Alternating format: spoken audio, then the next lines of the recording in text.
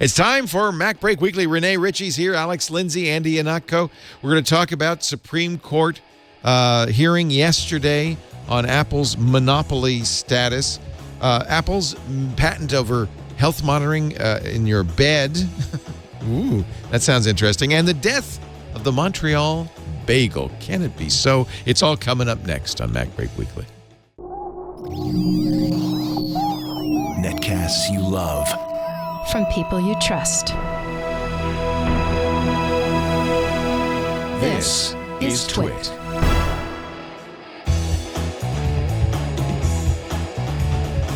This is MacBreak Weekly, episode 638, recorded Tuesday, November 27th, 2018. Scamclub. MacBreak Weekly is brought to you by Slide Belts by Brig Taylor. High-quality, comfortable ratchet belts that are easy to adjust. If you want a better belt, go to slidebelts.com/twit and use the code TWIT for 20% off. And by WordPress. Reach more customers when you build your business website on WordPress.com. Plans start at just $4 a month. Get 15% off any new plan at WordPress.com/MacBreak. And by PayPal, your trusted payments partner for today and tomorrow. PayPal processes over 25 million payments per day. Visit paypal.com/growth and sign up for free to set up a business account today. It's time for MacBreak Weekly, the show where we cover the latest news from Apple with Rene Ritchie from imore.com and the Vector Podcast. Hello, Rene. Hello, Leo. How are you? I am well, getting ready for a big community day. Oh, yes, the biggest one ever. That's what, Saturday? Starts Friday? Yeah. And I have to I finally got the little Meltan guy from the Pokemon Let's Go and transferred him over, and it looked like it would take weeks to evolve him, so I just spent all my rare candy, Leo. I evolved him immediately. I have no patience for that kind of stuff. Yeah, I have such poor impulse control. I never have more than one or two rare candies available anyway. We're talking about Pokemon Go, and I'm very, very sorry. I got the little ball. Florence Ion Yeah, me had too. It. You did? Yeah. So you put the Meltan in the ball from the Let's Go ball? There's a Mew that comes in the ball, I believe, but I just got him and evolved him. You had to do a quest. You had to do a quest to get him, Leo, and then I had no more patience. You're so next level Pokemon Go. I feel like such a punter next to you. I'm just happy to spin my ball and throw it. Come on, you're sick of it by now. You just have to keep doing it so that the coverage continues. I mean, it's still a juggernaut. Like, if you look at the raw numbers on how much interest this stuff generates, it's ridiculous. It's like the perfect storm of childhood nostalgia with modern AR curiosity and geographic-based community gameplay. And it just, like, there's hundreds of millions of people still going to these events. It's nuts. I see people all the time. Somebody called me on the radio show, a mother who does it with her daughter. She was all excited about Community Day. That was the first weekend it came out. We met these people in the park, and they said, my daughter wants to go play Pokemon with me. She never wants to spend any time with me. Yes, I hope this game never ends. And how many billions of miles, they've released the figure every once in a while. People have walked thanks to Pokemon Go, which you have to think is a huge improvement in overall health of geeks everywhere. And I actually know where the parks are near me. I never knew where the parks were near me before. I love getting gifts from you because they're from all these interesting spots in Quebec. Andy Ihnatko, who is too wise and venerable to play Pokemon Go, is also here. Ihnatko.com, Ihnatko. Great to see you from Public Radio in Boston. Yes, the mighty WGPH. And I'm not too wise to do Pokemon. It's more like some people should own boats and go through all the trouble of owning a boat. Some people would much rather just have a friend who owns a boat and hear all the wonderful stories about boating and occasionally get to be on the boat for the cost of a 12-pack of beer. So that's I'm enjoying the boating lifestyle through my friends like you. Vicariously. Vicarious Pokemoning. Also with us from D.C., I think. No, it looks like you're up in British Columbia. I decided if I could put anything back there, why not I'm starting to get in the festive spirit. We've finished Thanksgiving.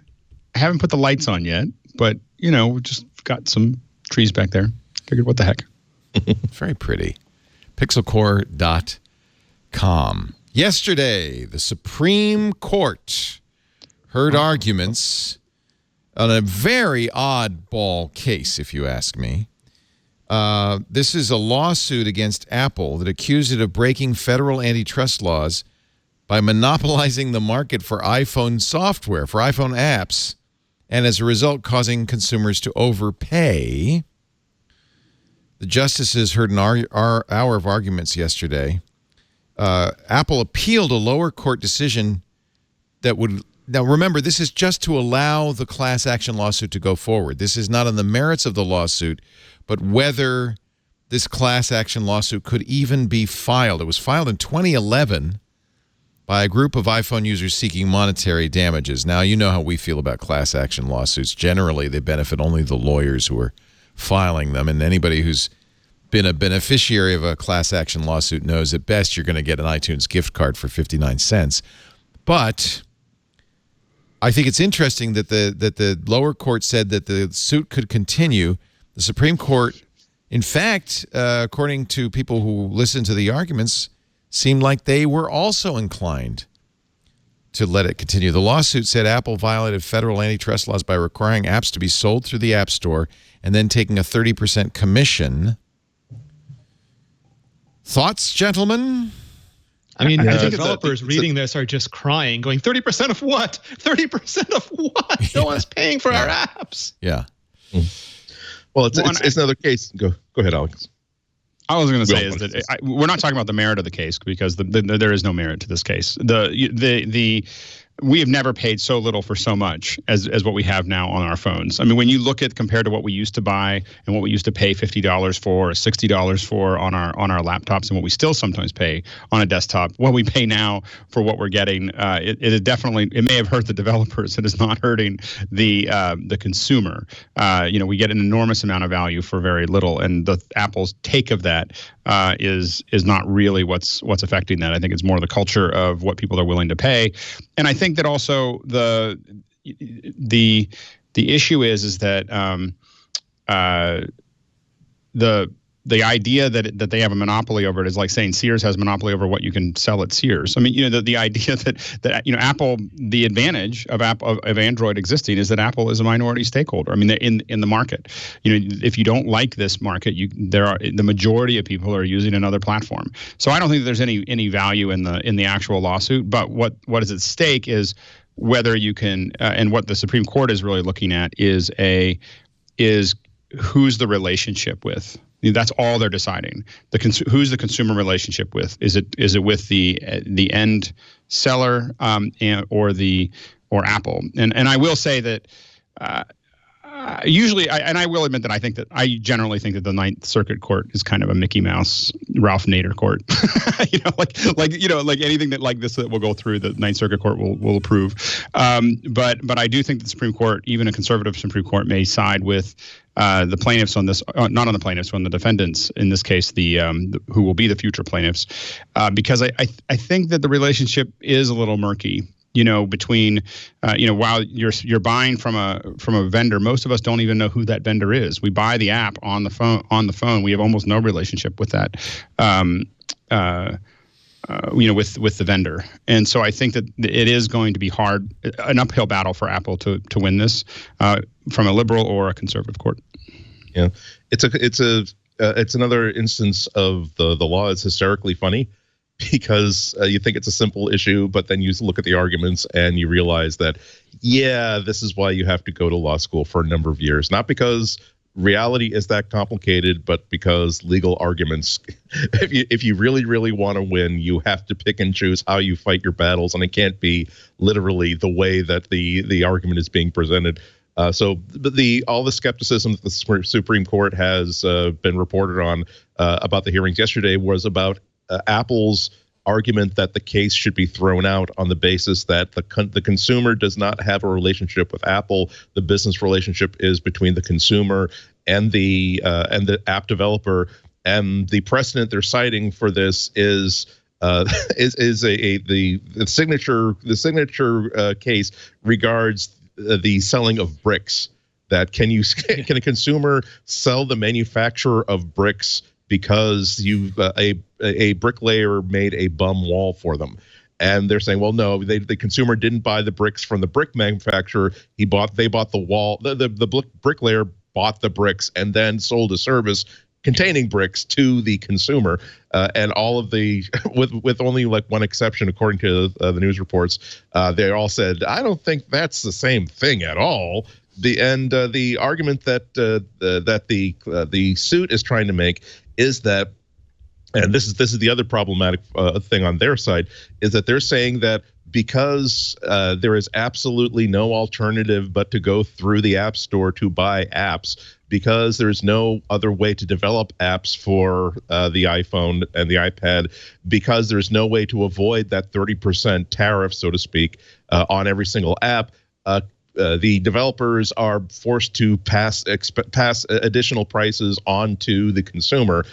And I don't know how, and I don't know if the case gets to that state, how much luck they're going to have suggesting that all these apps that cost $1, that cost nothing, compared to, I think really all, if it does go that far, I think Apple just has to produce ads from any issue of Mac User or Mac World from the mid '90s and show them how much a text editor cost back then, and show them or any ad for Palm Trio apps back in the day. How much did a simple spreadsheet that did practically nothing cost? Would cost $50. My sticky notes app cost $30, Andy. Yeah. But I do think, but to wind it up, I do think that it's an important thing to be argued that the Android doesn't have this problem because there's a switch buried deep into settings that says this is a really dumb idea, but if you touch this switch, which we're telling you is a dumb idea, you'll be able to sideload apps from any source everywhere, and that's dumb and dangerous, and you really shouldn't do it. But okay, you're a functioning adult, we will let you do that. And we also see the problems that were solved by Apple not making the App Store mandatory on Mac OS, when a company like Barebone Software decided that we are being put through all kinds of terrible gymnastics, forced to work on so much code for our app that does nothing but serve the interests of Apple's App Store, and taking away from our time making services and features that will benefit consumers. We've decided that we would much rather spend all that time on making sure that our consumers are happy, as opposed to Apple's App Store guidelines are happy, and they're free to do that, whereas they're not free to serve their customers that way if they were doing iOS apps. So I hope this question gets answered in one shape or form, but realize that when you talk about at this stage Apple being, quote, losing the battle, they're basically just having one argument that they were making kind of kicked to the curb, and it just will rely on what gets allowed to go to get argued next, as opposed to ending or winning or losing it totally. Right. I mean, and the issue is that in any legal battle, you never know how that end battle is going to go. So no matter how obvious this may seem to us that the silliness of this suit on many levels, the issue is Apple is, of course, going to look for, any good lawyer is going to look for all the little things, all the motions that they can file before we even get to that court case. Because once you're in a court case, there's no guarantee. And no matter how good you think your court case is, there's no guarantee you're going to come out on the other side with the right judge or with the right jury that's going to give you your decision. So what you want to do is try to invalidate, and these motions are very common. The fact that it got all the way to the Supreme Court is kind of amazing. It sounds like Apple did shoot it down at first, and probably if it had been anywhere else in the country and didn't go through the Ninth Circuit, it probably would have not made it any further. This is not what they're deciding. So let me just to be clear, what the Supreme Court is deciding is standing, and this comes back to the issue of who has the right to sue, and it goes back to this Brick case. The Illinois Brick Company was being charged under the Sherman Antitrust Act with monopoly because they price fixed bricks, and the Supreme Court in 1977 ruled that only direct customers of the brick company had the right to sue. The U.S. government did not have the right to sue because they weren't buying the bricks directly. And so what happened is Apple was sued, and the issue that Apple fought over was, well, the class action has no merit because it's not from people who are directly affected by this. It's by indirect purchasers. And under Illinois Brick, they don't have standing to sue.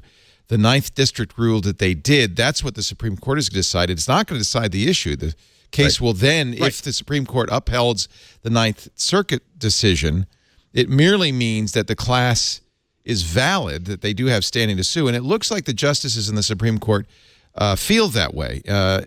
Neil Gorsuch did not apparently, but he wondered whether. Actually, no, I'm sorry, he did. He wondered whether the 1977 ruling was still valid in the modern marketplace. Justice Roberts' question suggested he agreed with Apple. Neil Kavanaugh apparently did not. Elena Kagan, who is one of the so-called liberal justices, although I don't think we should really characterize him that way, said, from my perspective, I've just engaged in a one-step transaction with Apple. The issue is if 30% goes to, I think the issue is if 30% goes to Apple, do the developers then pass that cost on to everybody else, to people who are buying apps? In other words, do you pay more for apps because of Apple's cut? And if the class, and I think that's what the class action suit is essentially based on. But again, it's up to the Supreme Court to allow that suit to go forward. At that point, many years in the distant future, this case will be decided by a lower court. So they're just deciding whether the lawsuit could go forward completely based on the standing of the plaintiffs. And as I said, Apple, what Apple's doing is they're going to throw everything at this because this affects their larger business model, regardless of how stupid the case is.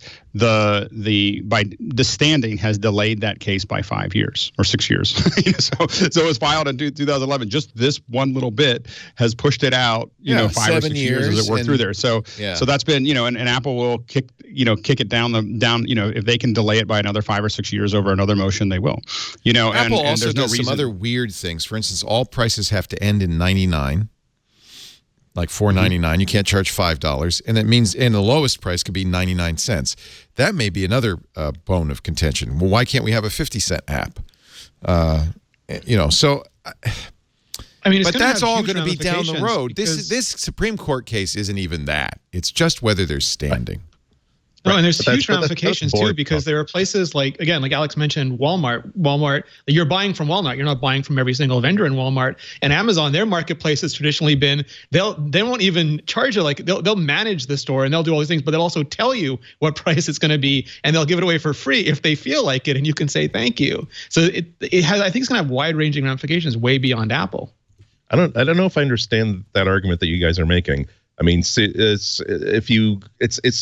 not that you have the ability to go buy imagine that your house is your iPhone, that you don't have to buy all of your appliances from Sears because you can buy appliances from anywhere and install it inside your phone. Whereas with the iPhone, it is the case where you can't buy. You're forced to shop at this one store for apps. If a developer wants to sell someplace outside of Sears, they're not allowed to do that. So I don't think it's a silly concept of suing on this basis. I really hope that I really hope that this is decided one way or another. Because it does come down to the right of ownership, where I think if you've spent $800 on this phone, do you have the right to install whatever software you want from it from any source? Or are you essentially buying permission from Apple to buy more apps from them? Isn't that how game consoles work, though? I mean, Apple's always had a very game console-like market. Like you buy your Nintendo, you buy your Xbox, and we can't even get them to do Fortnite cross-compatible without a huge argument. Yeah, it is similar to that. Yeah, it is similar. And I think that a lot of, maybe there's some small percentage of Apple users that really care. I think that the bottom line is that most of us just want it to work, and it works better when it is a closed environment. I do think that fundamentally, and our listeners can tell us whether I'm right or wrong, but I think fundamentally most people who are using an iPhone actually are less geeky about their phone than someone that is in an Android.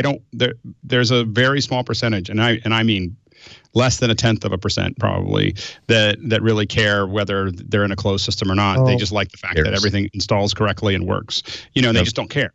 I really don't like that argument whenever it comes up. If this situation affects you, then that affects 100% of the market that you care about. So I think that sometimes some people are going to think that there's a principle involved, in that, in principle, I want to have the ability, once Apple decides to ditch support for my phone, if I still think that it's a fine phone and I want to continue to use it, even as a music player, it would be nice if I could simply flip a switch and simply say, here's some really, really weirdos out there, weird men and women who are still developing apps out of nostalgia or because they really like their iPhone 4 to create a suite of apps that really works well on this.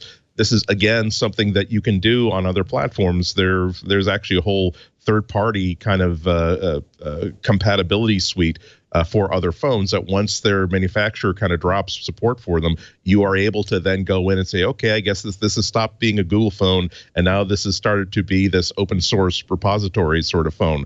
Again, that is I admit that is a small percentage of the user base out there. But if you are one of those people that either wants or even needs this to happen, that is 100% of the market that you care about. Well, I guess I would say if you're that 0.001% that think that that's important, you should buy an Android. like you have another choice. Well, you can go buy something else. Maybe you spend $800 on a phone it still works great. The screen isn't cracked. Apple isn't even making phones of that size anymore. Touch all these buttons.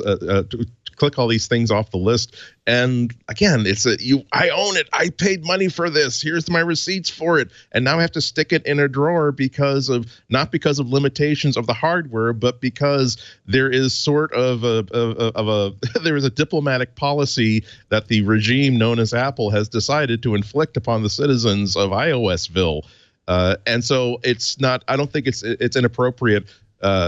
Regardless of the motivations of those people who are bringing the suit, to force a court to decide, is this okay? Should a company be forced to say that at some point we have to release our control of this device and let the people who buy this actually do what they want with it?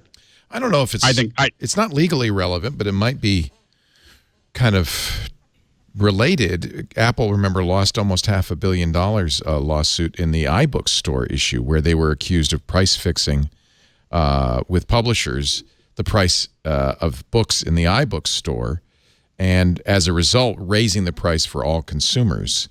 And they lost that case and had to pay a fairly hefty fee. Yeah, the U.S. is hugely low price sensitive. Like most of the EU decisions are based on how competitive the market is. Most of the U.S. decisions are based on what can deliver the lowest price for the consumer. So Apple got squashed, Amazon got boosted, and prices are low, but you have effectively no competition in that market now. So it really is a geographic preference at this point. And a lot of people will say that we need to just totally redo how all these laws are interpreted and Ben Thompson's aggregation theory is a good example. Things just don't work the way they used to. Yeah, Ben actually has a very good article in Stratechery today about this antitrust suit and talks about the standing and so forth. So you can read that argument and why he thinks, and I think the Supreme Court will eventually rule that even indirect purchasers of App Store apps do have standing to sue over this. He also, though, says Apple's right in this case.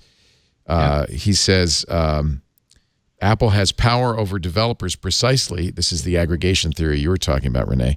Precisely because it has all the consumers demand. In other words, it follows then it's far more likely developers are pricing according to what the consumer market will bear and internalizing the App Store fee as opposed to artificially pricing them higher to pass on that cost to consumers. It's going to be almost impossible for them to demonstrate, here's how high the prices are in the App Store. Again, $50 for a simple note-taking app in the late 90s. $100. I was killing myself looking at old catalogs the other day. Like, oh my God, I could not afford to own a computer. I could afford to own a computer, but I could never afford to own more than 2 or 3 apps. Thank God that I believed in piracy when I was 19 years old, or else I never would have learned anything. The idea Thompson also points out that the Supreme Court assumed that Apple was an abusive monopoly.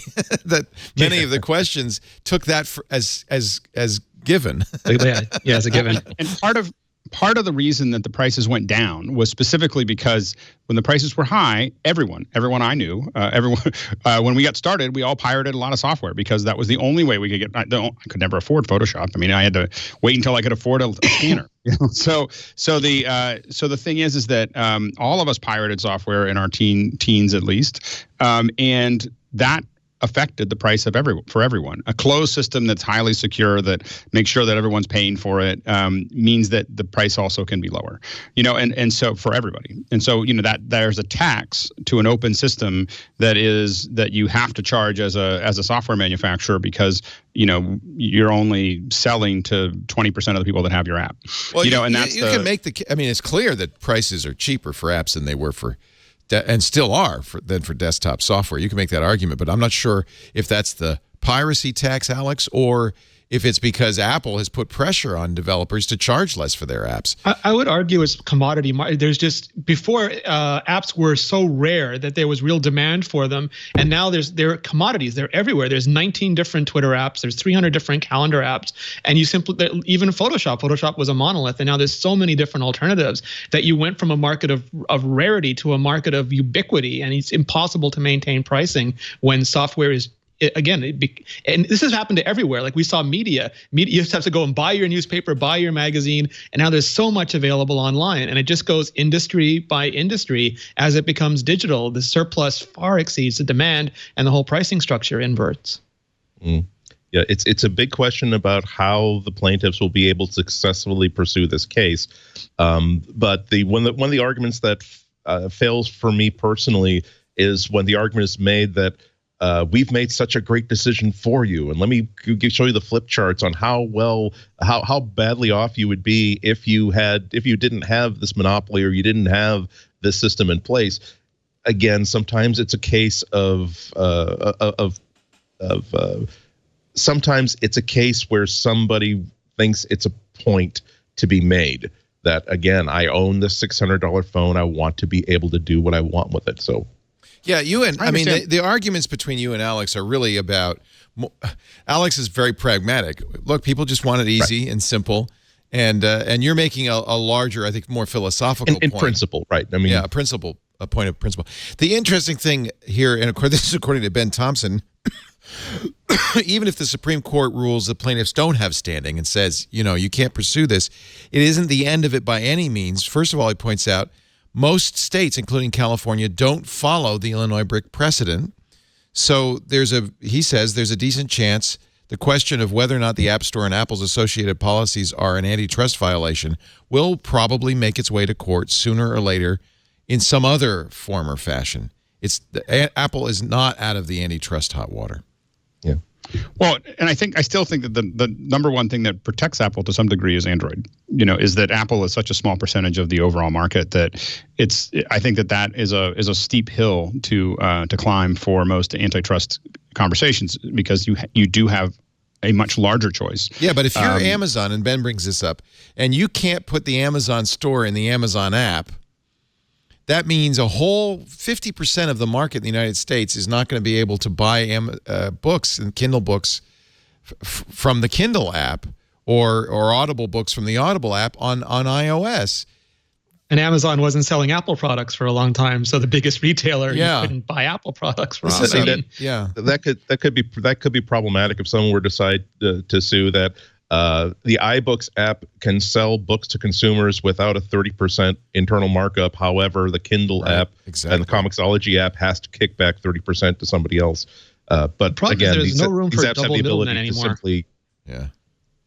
Like you have the creator and you have the purchaser, and there's room for one person to have the agency fee of like 30% or 15%. But you start to put 2 or 3 agencies in there. You want to have Amazon and Apple in the middle, and there's just not enough money to go around. Not unless you start screwing creators again, like we did for many years. This is an example of rent seeking. Apple does nothing to increase the value, for instance, of Netflix shows or Spotify music or Amazon books or any number of digital services from any number of app providers. They simply skim off 30% because they can.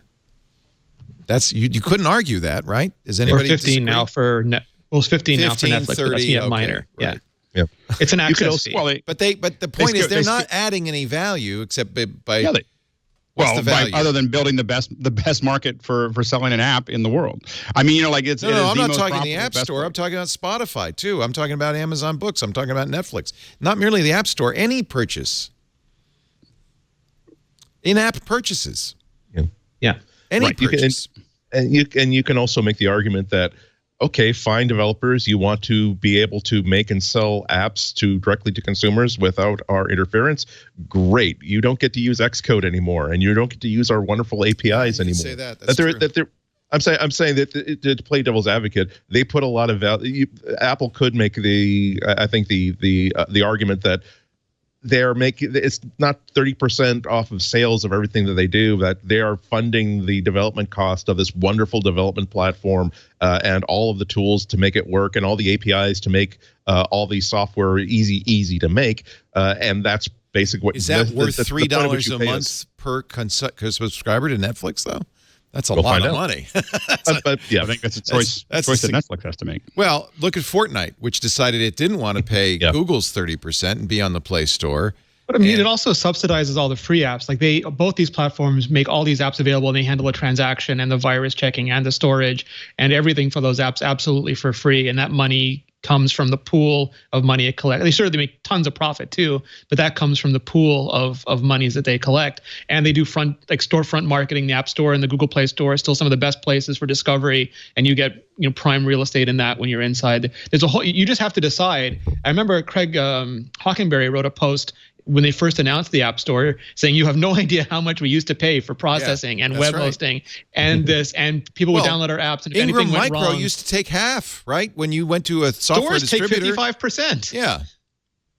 I mean, just to process your credit card and provide a charge for a long time was 25%. Sure. And that was just to do the gateway. But it's not anymore. So we should point out it's not anymore. No, it's 2.5%. So but maybe it was reason. for a long. Yeah.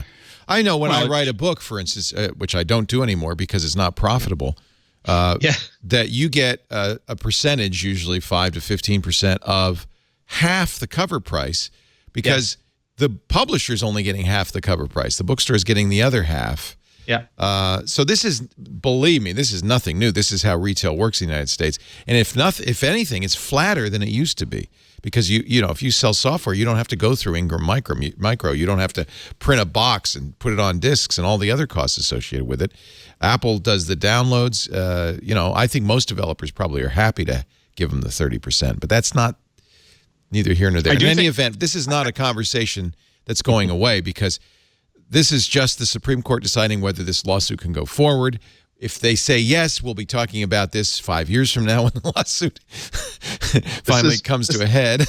This is something that Tim Cook's successor is going to have to deal with as well. Exactly. This is in the olden times, they used to design cathedrals, and the person who comes up with the plans for the cathedral would die knowing that would make them knowing that my job is to hand it off to the next generation of people, because this will never be finished within my lifetime. And lawsuits are the same thing, where they know that at some point I will be either arrested or shot to death by somebody who was annoyed by what I did, or even just by old age, and I have to groom the next generation of lawyers who's going to figure out what to do with this suit that we just filed. My analogy is something a little closer to home. When you buy a bottle of Louis XIII cognac, 100-year-old cognac, the winemakers who started that cognac are long gone. Many generations. Problem. Yes. Why is that cognac so pointy? I thought that it was supposed to be bourbon was supposed to be smooth. And Leo, when are we gonna have that for Christmas? Come on, Leo. Oh, we really should for our holiday show. We should get a bottle of. How much is it? It's expensive, isn't it? I think it's like $3,500. Hey, if Pharrell can do it, I can do it. It's a beautiful bottle too. It's the iMac Pro of brown liquor. Let's put it this way, Alex.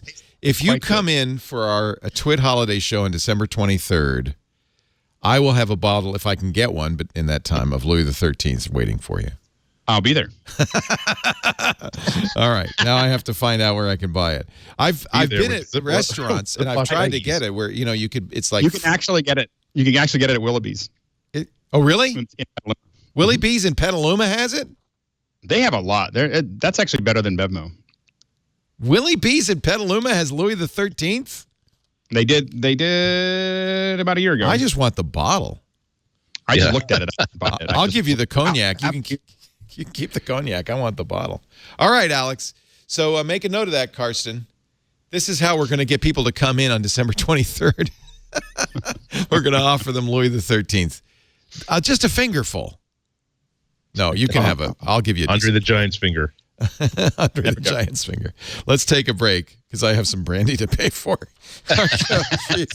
What have I done? What have I done? Our show today brought to you by Slide Belts. This is a little bit more reasonable of a gift for the belt wearer in your family. Now, I stopped wearing belts, as I think a lot of people of a certain girth have, because belts are a medieval solution to holding your pants up. The belt, this may go back to cavemen, a strap of leather with 4 or 5 holes in it, and you better fit one of those holes. The problem is it's always either too tight or too loose, right? It's very rarely fits perfectly, which means either your pants fall down or you can't breathe. Slide belts is a 21st century solution to that problem. This is a slide belt. See that? Those are ratchets. 32 independent ratchets, which means 32 sizes to fit you. So here's what happens. When you buy the slide belt, you get the buckle separate, and they have a variety of beautiful buckles. This one is the antique brass. I have one that I have engraved. I love this. I actually have 2 of these. One is on my belt, but this is a buckle just so you can see it. This one says Twit, but this would be a great gift. Put Dad's initials on it. If you have a wedding coming up, groomsman's gift. And then you get the straps separate. And they have a huge variety of straps, everything from casual canvas to the beautiful, high-quality, full-grain and top-grain leather straps. When you get the strap, it's separate from the buckle. The first thing you're going to do is cut it roughly to size. So they actually have measurements on one end of the strap. So you could say, well, usually I'm about 38 inches or I'm 40 inches. So you cut it there. And then you insert it into the buckle. These buckles are swappable. So you can have multiple straps and multiple buckles and mix and match to make yourself happy. I'm going to put this in here. It's very easy to do. Just goes right in this little slot and locks down. And when they lock down, they will not come out. This is a belt. It's attached. Now, put it on. You've got it close to the right size. But when you put it on, you're going to use the ratchets to get it just perfect. And listen, this is the sound Lisa hears every morning as I cinch up my belt. But here's the sound you hear when you have a little too much turkey at the holiday festivities of loosening the belt. No one will know. Get it just the right ratchet. And that way you're comfortable, but your pants don't fall down.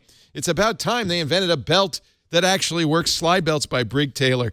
And they're beautiful. It's a great gift because they got every kind of style and fashion, colorful belts for kids, skinny belts for women.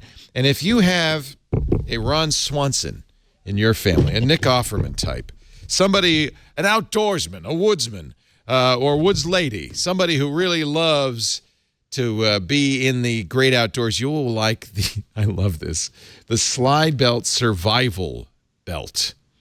This is a buckle like no other. It has inside, let me show it. I can open it up. There's a knife. And by the way, it's very sharp, and a bottle opener. It all in the belt buckle. Don't try to get through the TSA with this.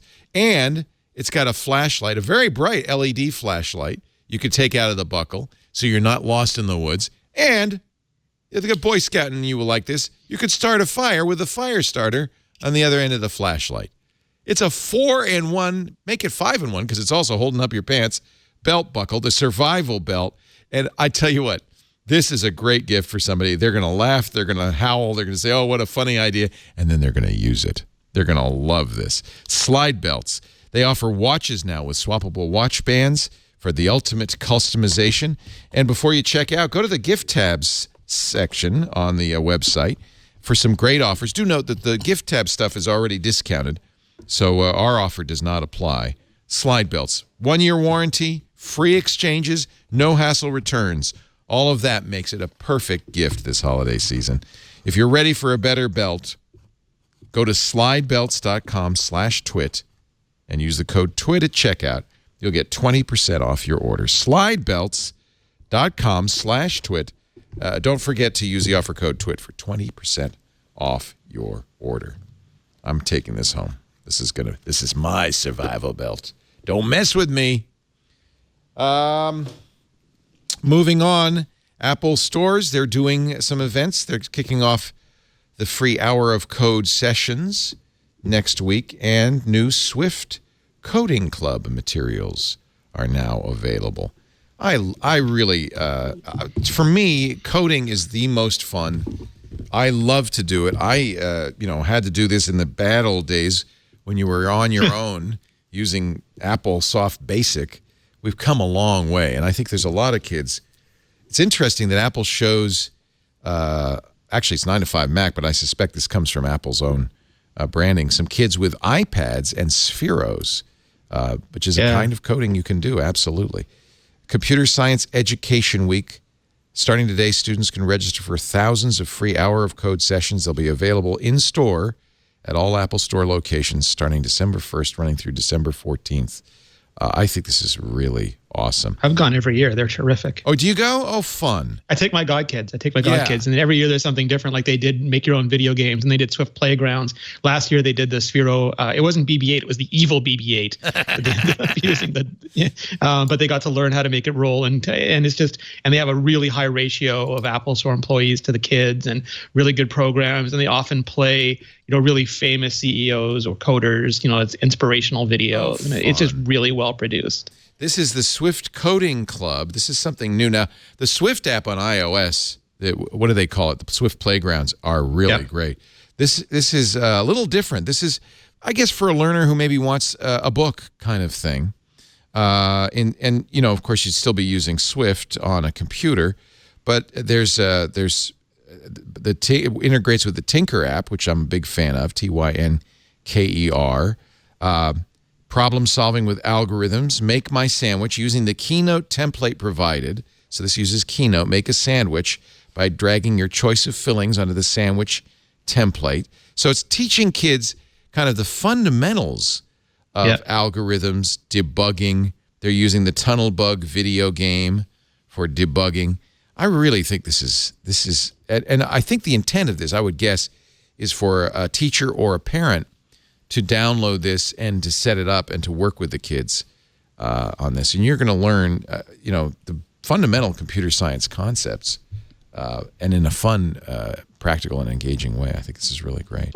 And I was talking to Guillermo Rambo the other day, and he said that he's even just put the blank playground in there and quickly wrote a couple classes and then exported them and used them in his app. Neat. So, I mean, you can really, you can't really scale this thing, but you can scale this thing, and it gives you a lot of the fundamental skills, and they're providing it for free. All you have to do is sign up, and I encourage you to do that because the slots, there are limited slots, so take one when you can. Yeah. Thus teaching the most important programming lesson of all, finding the code you need elsewhere and cutting and pasting it into your own project. Absolutely. And back when I was doing it, when I started, it was the magazines of code, and you would literally sit there and type in compute. Remember that? Yep. Nightmare. Someone was telling us in Eastern Europe that they could, I think it was the Commodore 64, but radio stations would actually play the code from the tapes over the air, and you'd record it and then put it into your computer to play. So somewhere in the Ihnatko archives, I have a couple of old computing magazines from the mid 70s that actually has a vinyl flexi disc actually bound into it. So you pull it out and actually put it on a turntable and then connect it to the cassette port, and it has the idea of having a vinyl record of the software. That really makes me feel old that I was alive when this was a thing. It's so great. Now, I don't want to sound negative, so I don't mean this to be negative. But it's so much fun to be negative. It's just a question. Well, see, I learned, as all of you did, anybody of a certain age did, pretty much self-taught, right? And then at some, typing in programs from magazines and then fixing them and then hacking code. And you learn it's not a good way to learn to code by any means. It's spaghetti code and you're hacking it together. And then at some point, many of us got something a little more formal, but usually that was later. That was in college level classes. Comp sci. And that's a very different way of learning. So I have no experience. I don't even know any kids who have learned in this way, learning through apps and the modular things. We talked, I think, maybe about this, Alex, a couple of weeks ago. Or I'm looking at the way they're teaching this in this booklet from Apple. Does this work? I don't know. I mean, I'm just starting to do it with my kids, and so my kids have been doing Swift Playgrounds, and they are definitely playing with it. And a lot of what we have to talk about more than anything else is what do they want to do with it. what do you want to do with it? There has to be a problem. I think that the hard part of learning anything like this, or pretty much any skill, is you have to have a project to work on. And so having that project to work on and then going back to find out how to do it is really always going to be one of the most effective ways to learn it. And then, of course, what you need is some expert help to make that work. And I think that I think that the problem really is they have to make it really interesting. I think that when I look at this, I've said this before, but the problem with school is that it's all run by people who were good at it, and so I think the challenge right now is there's a lot of stuff here that is done by folks that are really good at, they understand a lot about pedagogy and all the things that are there. I think that and so I think that I think it definitely has the right core of the coding ideas and process. I think that we need to find ways to get to the kids that maybe aren't as engaged.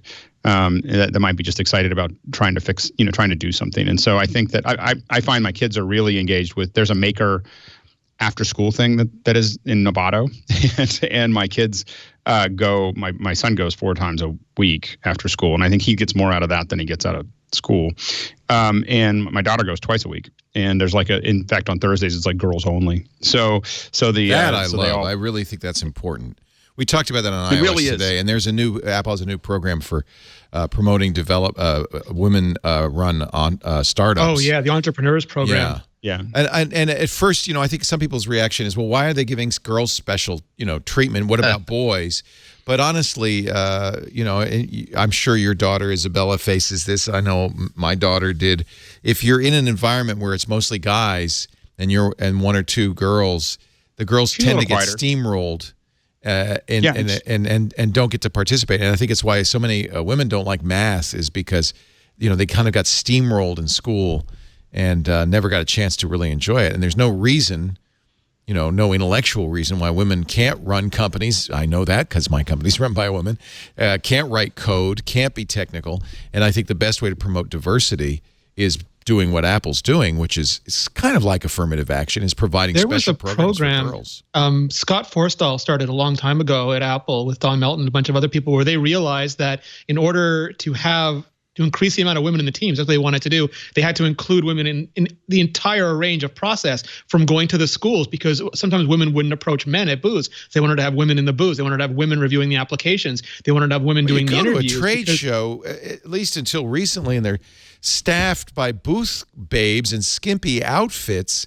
That's got to be off-putting to women. That's not an environment that promotes. And so this, when you look at what Apple's doing, it's not just for the women, but it's run by a lot of, Apple has incredible women. Cheryl, who runs all the developer stuff, including Swift Playgrounds, and Adele, who runs the messages, and Vicky, who runs JavaScript for Mac. There's just so many amazing women engineers there. And it looks like they're the ones who are actively involved in all this. And that's the best indication that this is being taken seriously. Yeah. This is for, it's called Apple Entrepreneur Camp, and it's 4 organizations founded and led by women.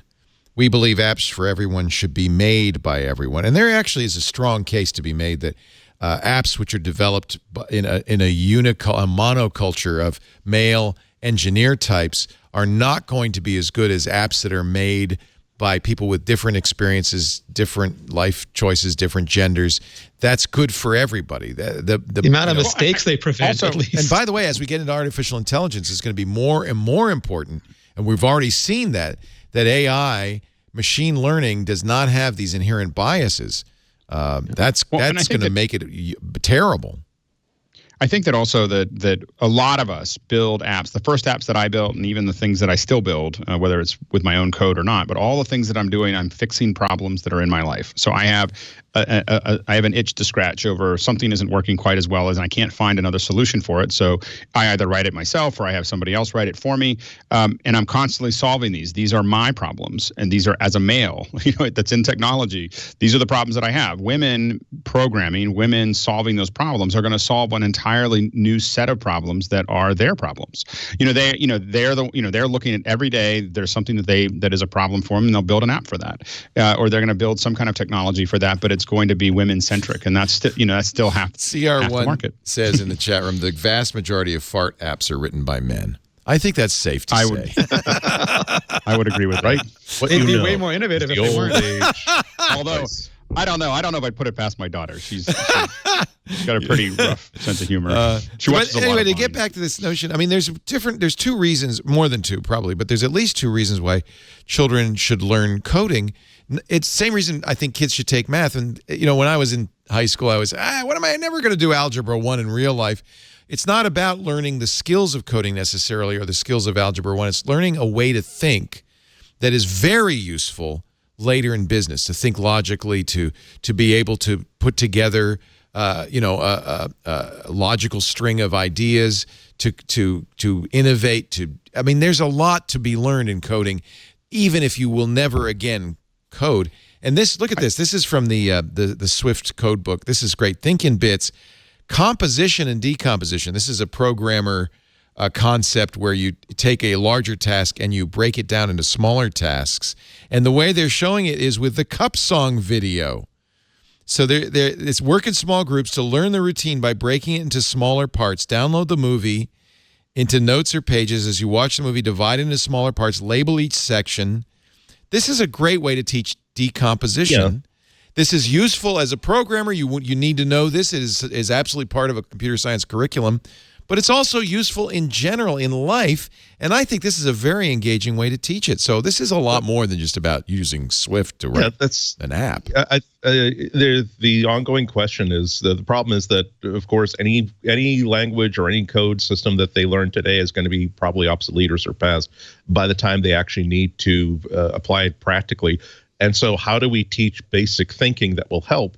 And I also like the idea of putting a new emphasis on art classes, on music classes, on things that allow kids to develop their ability to think in an abstract way. I agree. And also, I'm glad you mentioned.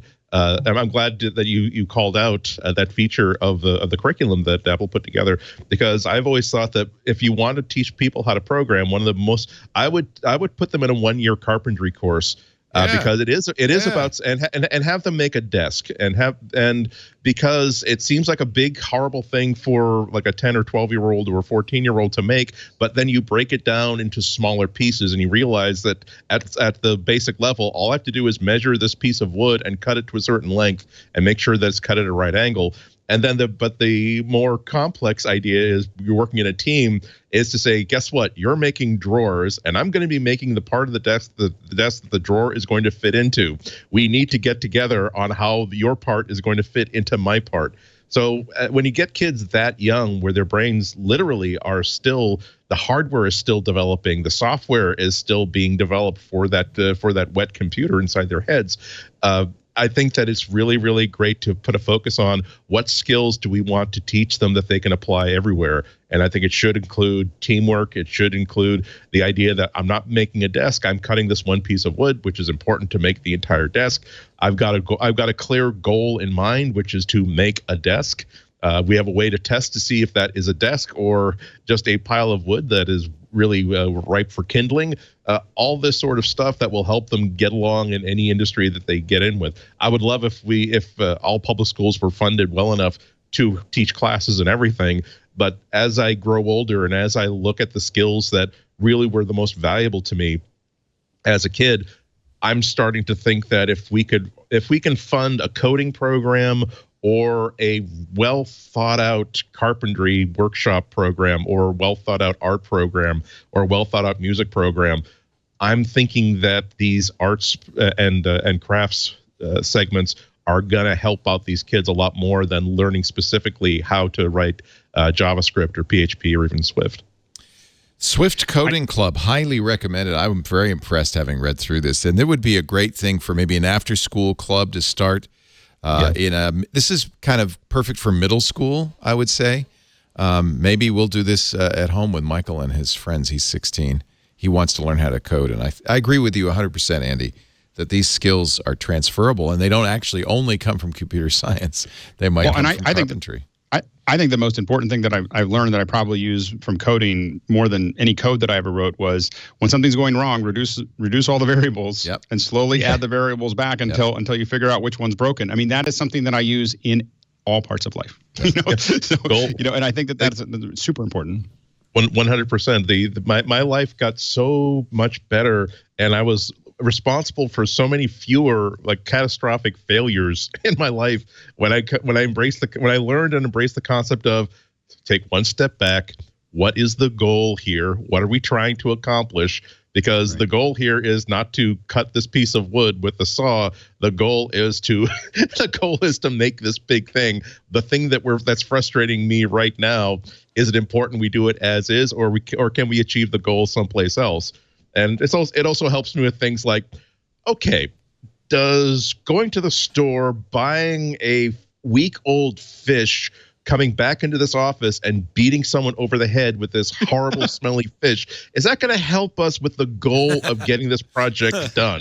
No? Okay, then perhaps we should focus on fixing the problem that got caused by the fact that this person did something that was so awful that it made me fantasize about hitting them over the head with a dead but fish. The fish, funny. Yeah. I have to say, there's also the possibility, and maybe it's 1 in 100, 1 in 50, I don't know, 1 in 10, that your kid may suddenly say, I love coding. I know that's me.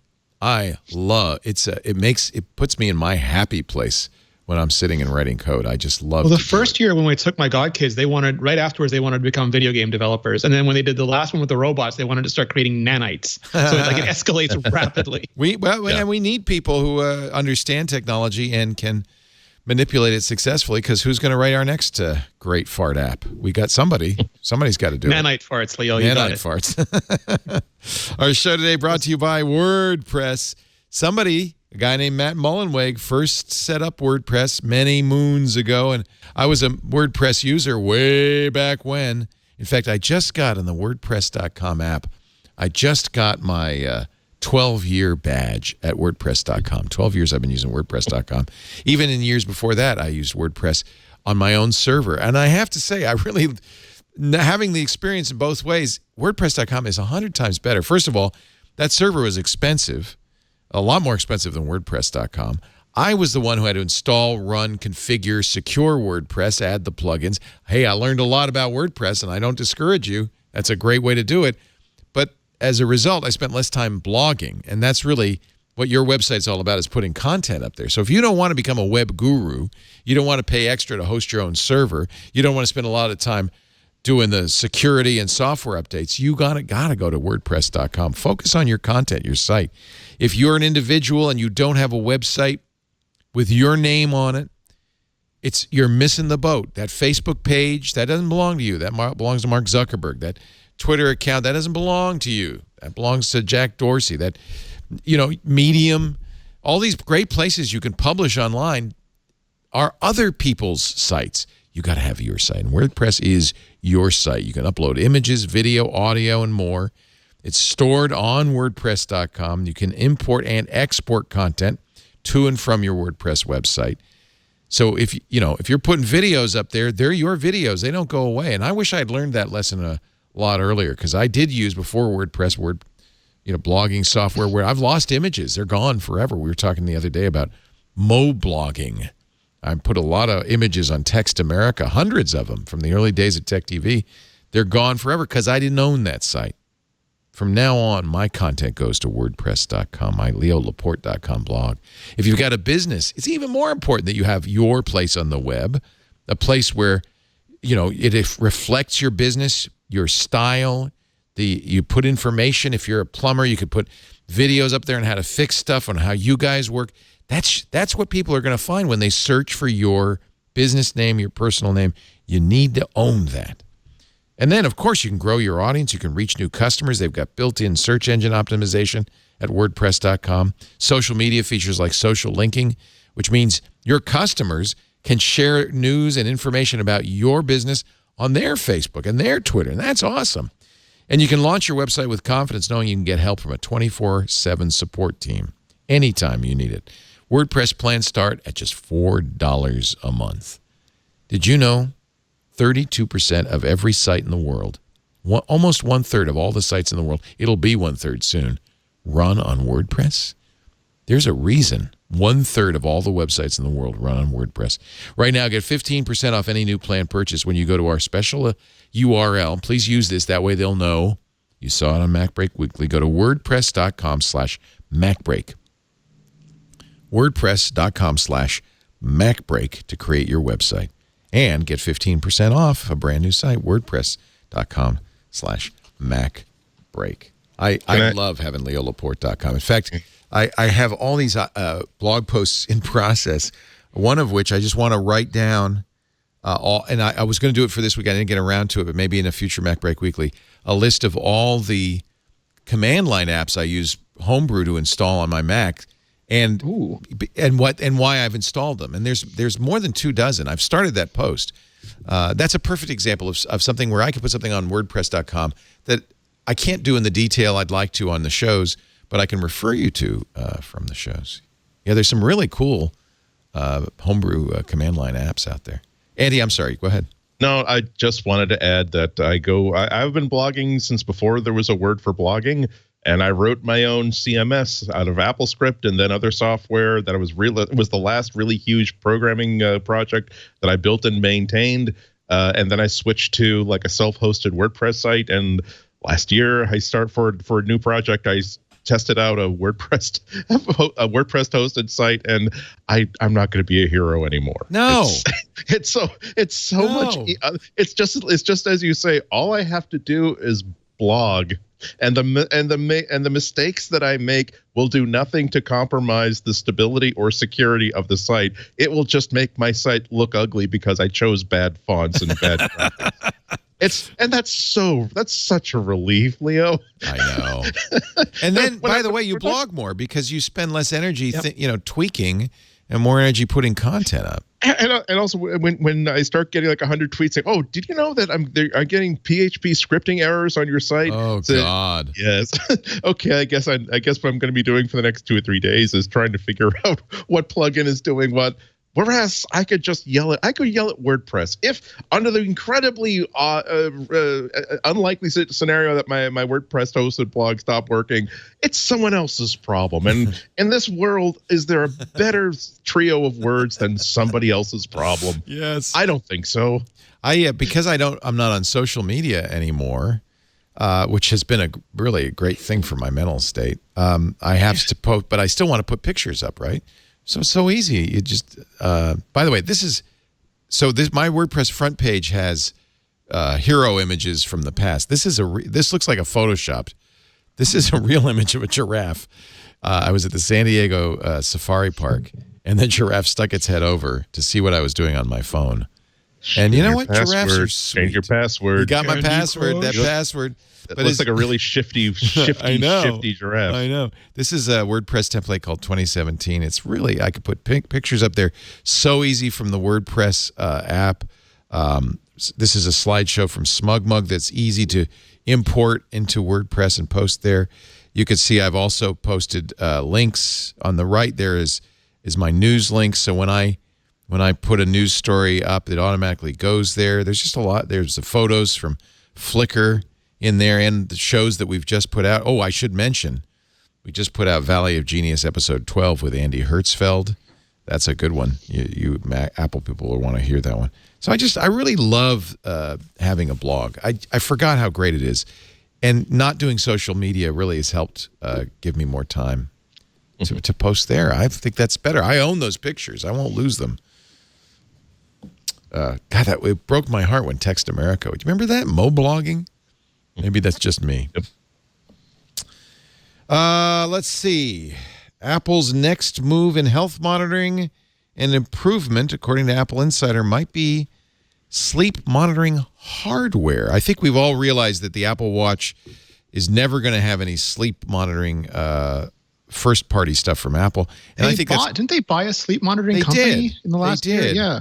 But I think the reason that Apple isn't going to put it on the watch is because people put it in the charger at night. Most people don't wear their watch to bed. So Apple acquired a sleep tracking company called Bedit. Remember Bedit last year? Yeah. Bedit made a band, you see, that goes on your mattress. Well, it's an Apple Watch accessory, Leo. Yes, that makes much more sense, doesn't it? and actually, I use something from Serta that goes under the pillow, not the pillow, under the mattress, under my head, that does it. And it's nice not to have to wear something to bed to get your sleep tracking information. So Apple filed some patent applications November 22nd for a multi-element piezo sensor for in-bed physiological measurements to measure more. It actually kind of looks a little bit like the first version looks a little bit like the Bedit sensor. The other looks a little bit more like the Certa sensor. It's a larger array of sensors that covers the entire bed in a grid. And can sense zones. Yeah. So it's good for sensing movement and also for finding out that why were there two people in the bed last week when I was in Poughkeepsie, Ed? We actually, I get that information, and when we're out of town, I know how well our son has slept and whether he slept alone.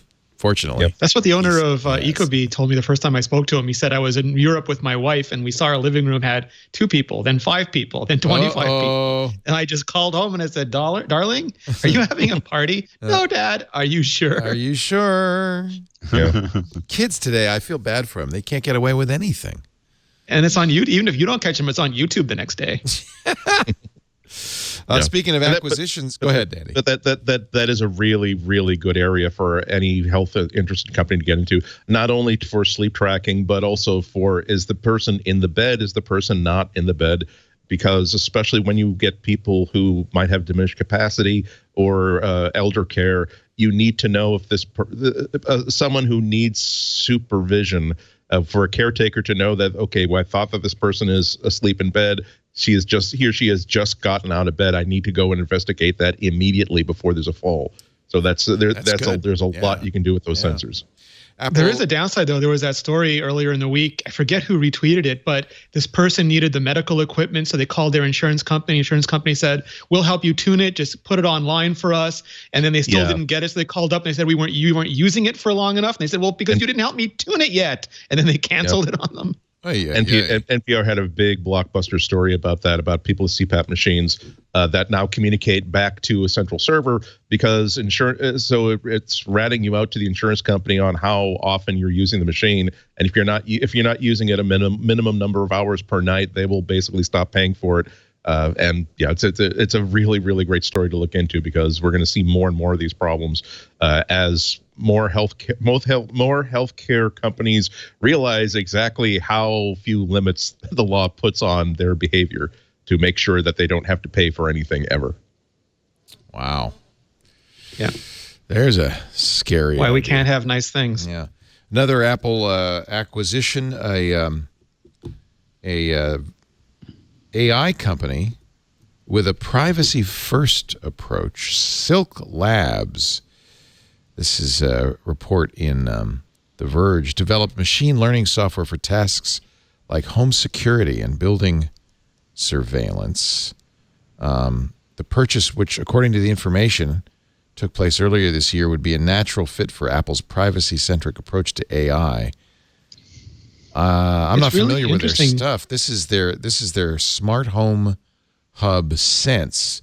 They raised money on Kickstarter, but never made it.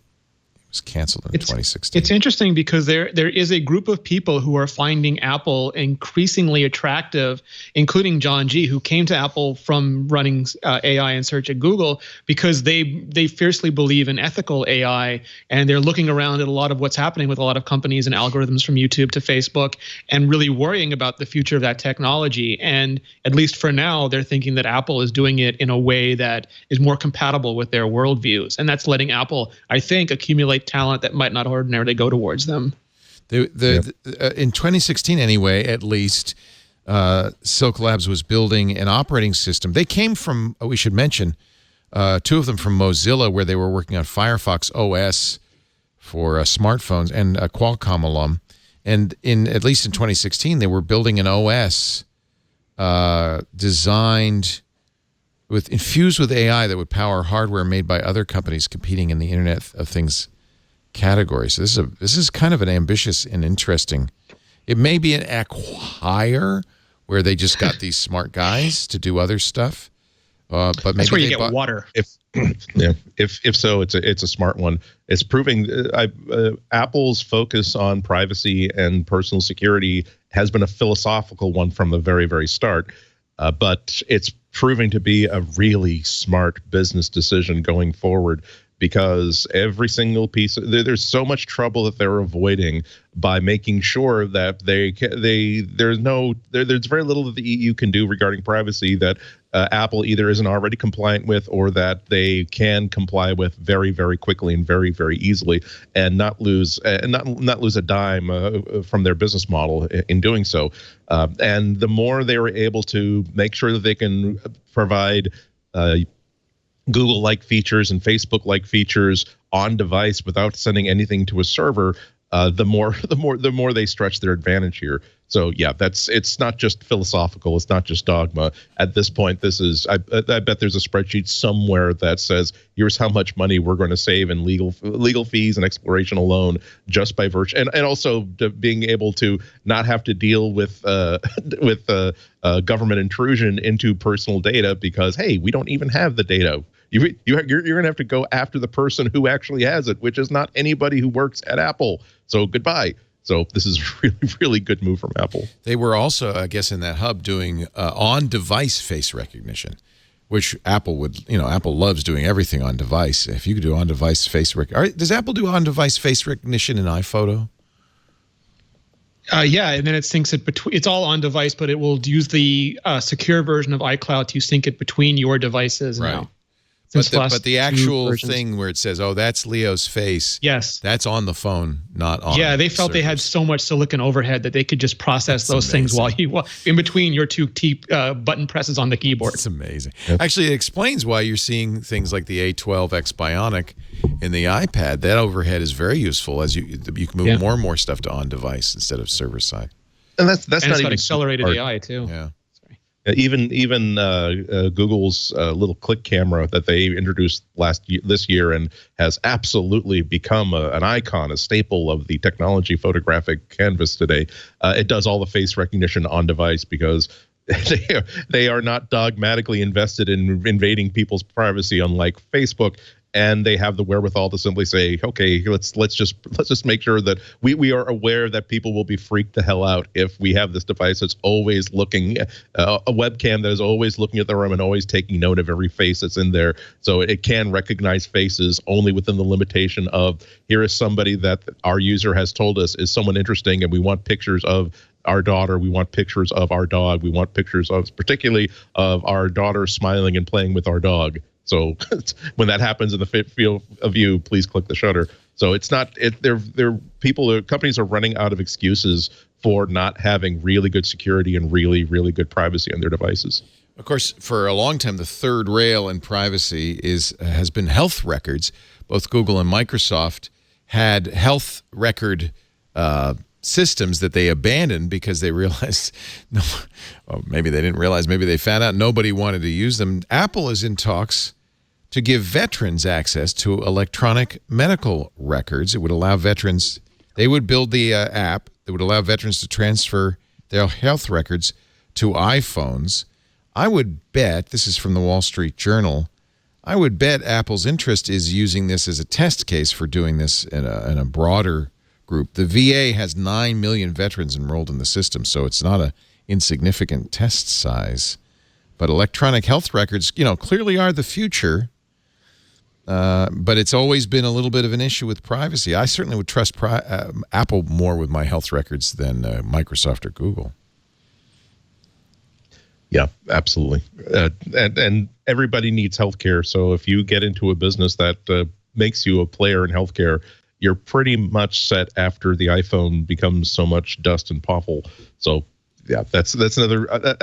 Apple is doing so many really, really smart things that are at their desired intersection of do awesome technology, make a buttload of money, but also do things that actually improve situations for the individual users. And so when you talk about making healthcare easier to manage, easier to more portable, more visible to the individual, it not only solves a big problem, but it also makes it gives the platform another really, really big leg up.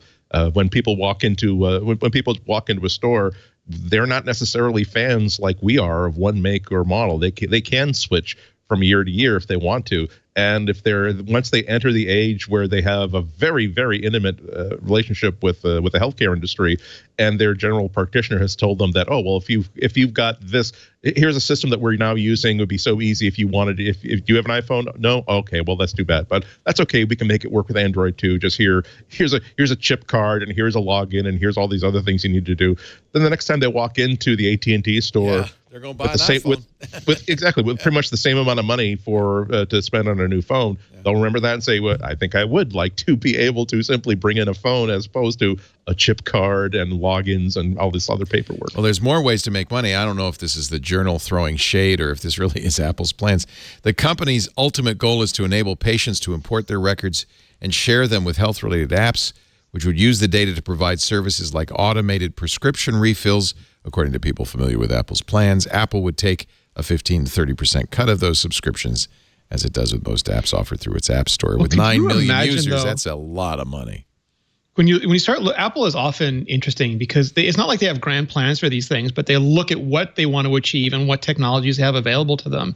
And when you start looking at what they're doing with Apple Health, which is the health that they run for Apple employees, and what they're doing with Apple Watch as a way of logging in and providing authentication for things, it's not too hard to imagine that you'll have very modern clinics where you'll just walk into, tap your Apple Watch, because it's on your wrist, it gives authentication. That will link your health records to that facility. It'll link it'll link your insurance, your payment programs, all the medications you're on, and the allergies you might have. And you'll just go and sit down and wait your turn, and you'll not have to deal with forms or a lot of problems they've run into. Because the interesting thing about Apple's health team is that a lot of them are practicing doctors, like they're cardiologists who still spend 20% time in hospitals. Even the marketing guy is still practicing doctor, spends 20% hospital time, and they're trying to address these sorts of very real problems. And one of them is patients don't remember all the stuff that they're on or what they did, and then it makes it very hard for them to participate in a lot of these activities.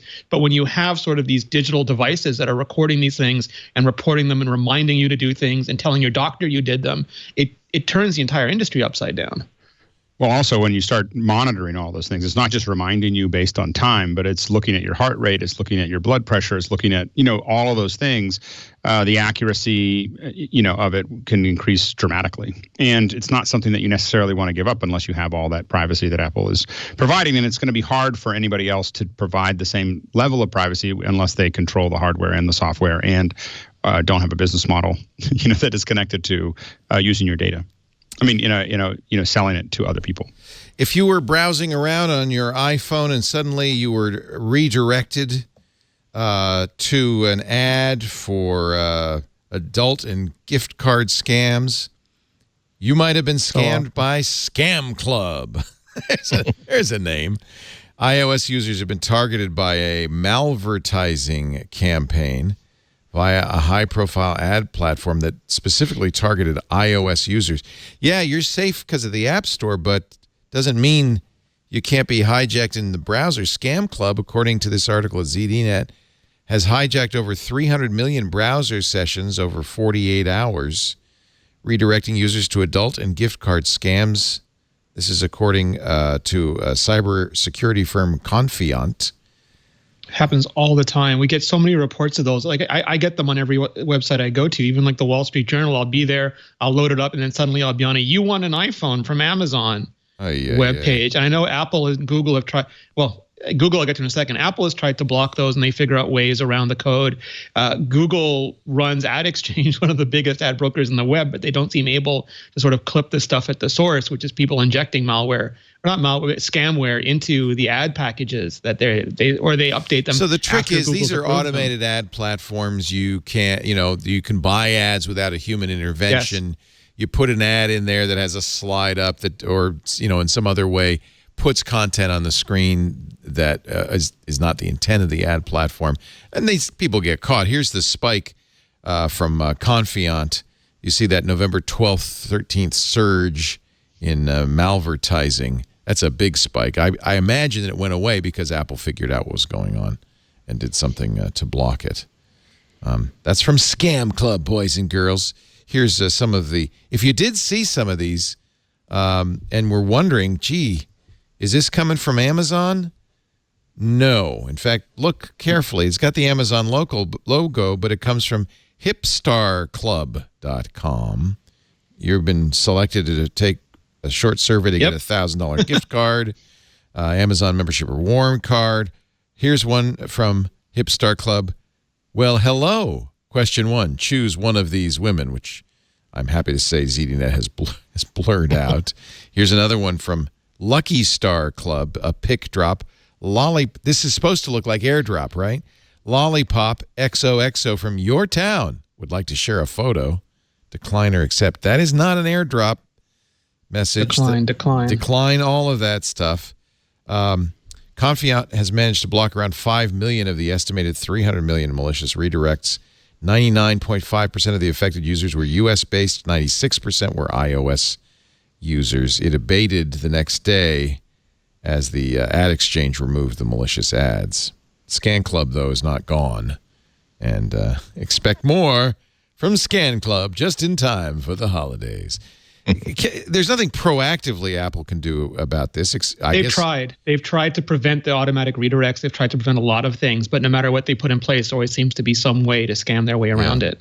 As long as you're going to have websites with ads from ad networks that are not monitored. You could probably turn off JavaScript, but then you break so much of the modern web. Right. Yeah. You know, we spent part of our Thanksgiving, Leo. What? Blurring out pictures of genitalia that were being substituted into Wikipedia for assistant-based queries on the U.S. president. Yeah, that was a weird thing. The Donald Trump Wikipedia page was under attack, and they were replacing the pictures of the president with various inappropriate images. But the weird thing is that it was so prevalent and it was there so long that Siri and other assistants picked it up. Apple very quickly shifted it to Wolfram Alpha and web searches, and I'm sure other companies did likewise. But it makes you wonder, like when hackers can do this, or Stephen Colbert can get everyone to report the elephant as extinct, how do assistants serve reliable data? Right. Well, I think Wikipedia has a very good system for correcting these kinds of errors over time. Yeah. But sometimes there are periods of time where the errors persist. And they've locked the page now. I think because the attack happened for a second time a couple of days later, and now I think they've just locked the page down. It shows you how many variables there are and how easily influenced any of these big systems that are relying on public data go. Like if you go to the Google search page and just search for the senator who looks like a turtle, it will return Mitch McConnell. And he does look like a turtle. It's not his fault. And we're not talking about like just here are web pages that contain the phrase Mitch McConnell looks like a turtle. I'm talking about you get like one of those like little summary cards. You get his official like summary card. You get like videos featuring Mitch McConnell. So something inside the Google search engine, or maybe some engineer who's responsible for the Google search engine, has decided that anytime someone is asking for the senator who looks like a turtle, they're clearly they're defining this as Mitch McConnell. And yes, after I found that out, I did decide the senator who looks like a duck, the senator who looks like a, and it looks like McConnell got the sole honor of the zoological tag. You searched all of them, huh? You have to. There were a few. Everett Dirksen kind of looked like an elephant, I remember. This is what happens. It's human. It's all I can say. It's human. You end up looking like your pets. You may have heard a rumor about an Apple TV stick. Here's the story from The Information. Once again, they've got some good sources, Aaron Tilley and Jessica Tunkel. To get more viewers for its upcoming TV streaming service, Apple has contemplated going down market on its TV hardware. It doesn't imply they're going to actually do this, but they had discussions about introducing a streaming dongle, kind of like the Fire TV stick you could plug into the back of your TV set. The dongle could make Apple's upcoming video streaming service, which will only be available, we believe, on Apple devices, like the Apple TV, iPhones, and iPads, more widely available. But probably free for those devices, which is interesting. Which is cool. It's not clear, says The Information, whether Apple will proceed with the dongle idea.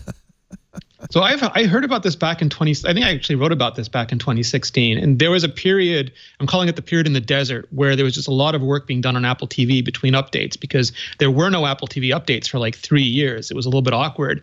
And they were trying a ton of stuff. They had a DVR version of it. They had a media center version of it. They had a cable box version of it. And they finally settled on what we got, which was the little black box, and the future of TV is apps, which morphed into the future of TV is 4K HDR just 2 years later.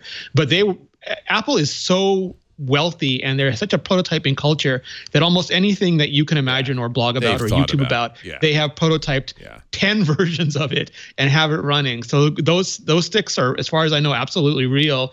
The question is, will it ever be productized? And that could depend on the kind of deals they get, because they might also make deals to have it actually embedded in smart TVs, or that's have what it ended up running happening with Roku and Amazon and a lot of these guys. Yeah. They're just in the TV.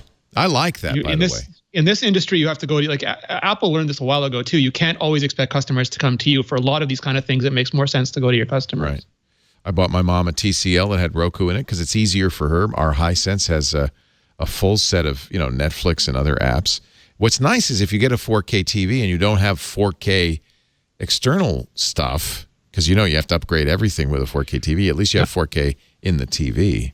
I just found that the apps didn't perform as well on the TV as they do on the standalone. And those sticks, to be honest, don't either. My Roku stick overheats and reboots a lot. Yeah. I had the same problem. So I have all the sticks. Yeah. But I don't use any of them. That'd be my guess of why Apple might not do this. But can they resist the temptation to make the smallest, most ineffective TV remote ever, to surpass what they accomplished with the original Apple TV remote? The Siri remote. Oh. That cute Siri. Yeah, it tried to open Siri remote for me when I said that. Nice. That's good. That's a useful tool. It's overly helpful. Congratulations to the designers, the structural designers of the Apple Steve Jobs Theater Pavilion, that one with the world's largest carbon fiber roof floating on the glass windows. They won a structural award from the people who give structural awards, I guess. It's a 80-ton roof supported by a 7-meter-high glass cylinder. Each has 4 layers of 12-millimeter thick plies holding up the roof entirely on the glass walls.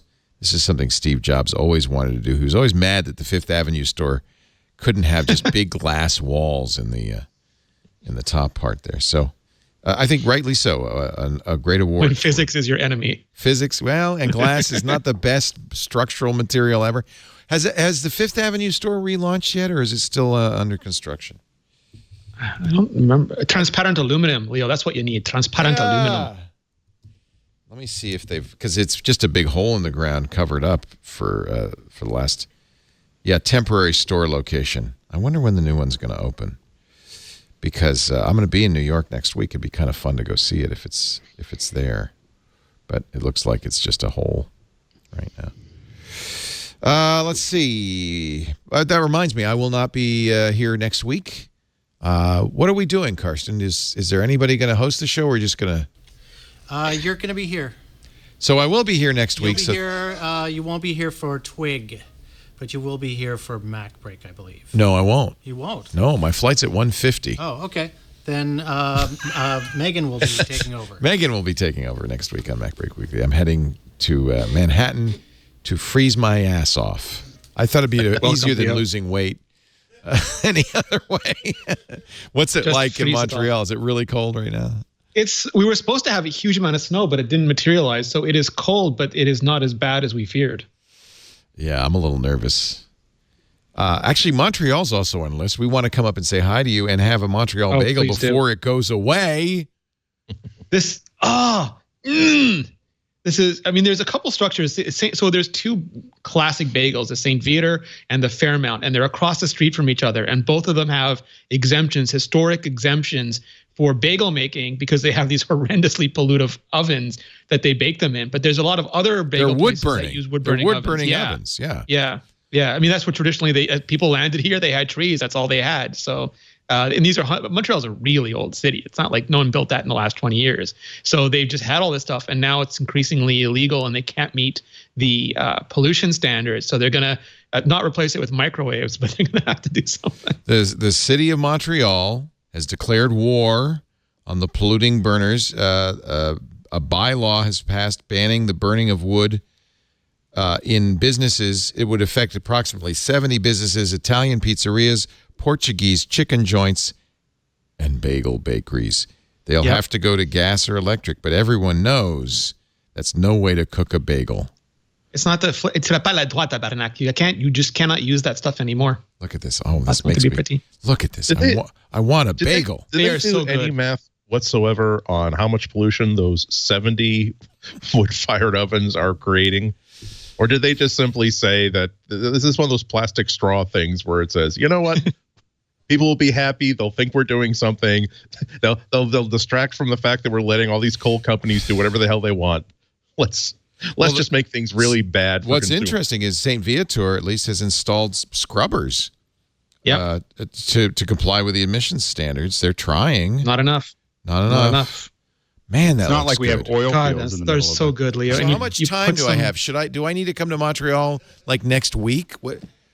I mean, the sooner the better, just because it'll be great to have you here. But you probably have a little bit of time. And then you don't use. No one here uses. I mean, they sell Philadelphia cream cheese, but that's not cream cheese. You get local cream cheese.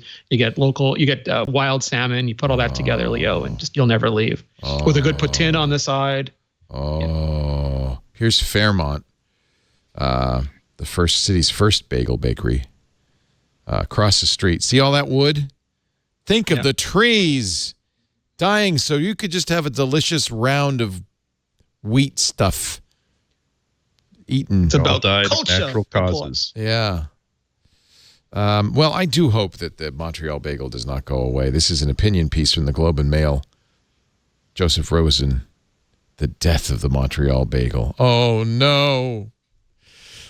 No, it won't die. It'll evolve, Leo. It won't taste the same, but we'll get used to it. And then our kids will say, like, strawberries don't taste the way they used to. Bagels don't taste the way they used to. It's just everything is gone. We have a lot of. They won't evolve, Rene. It's not a Pokemon. You might want to cut back on your playtime. I have to point out, Alex Lindsay uses a pellet-fueled pizza oven at his home. Not yet. I'm waiting for it. Oh, you've ordered it, though. I think they're sending one to check out. So you could probably make bagels in that oven. I bet you could. It looks like you can make some great. Our favorite restaurant downtown, Central Market.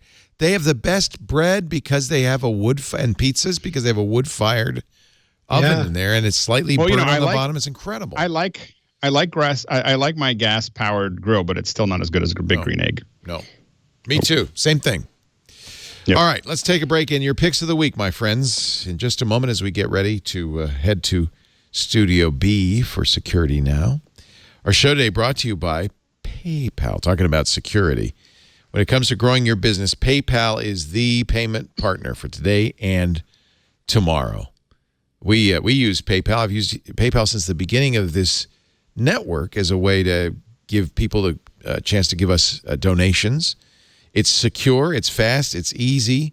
Whenever I see PayPal as a payment method, I love it. Take Linda, for example, one of the first online consigners way back when in the early days of internet auctions. She had a hobby. She was liked to locate hard-to-find items for herself, turned it into a thriving luxury consignment company. You may even have purchased something from Linda's stuff, selling first her kids' video games, then her own clothes online. She's an attorney in New York City. She'd pretend to be in the library doing legal research. Instead, she was out hunting bargains. Scaled her business from her kitchen counter to now a 93,000 square foot warehouse, 100 employees. What a great story, Linda's stuff. And as a company specializing in high-end previously owned goods, reputation, integrity, and trust are critical to how her company operates. Her business is family-owned. Her son joined the company nearly 5 years ago. They celebrate that family spirit with their employees, and from day one, you guessed it, Linda has trusted PayPal to help protect her business from fraud, even when selling internationally.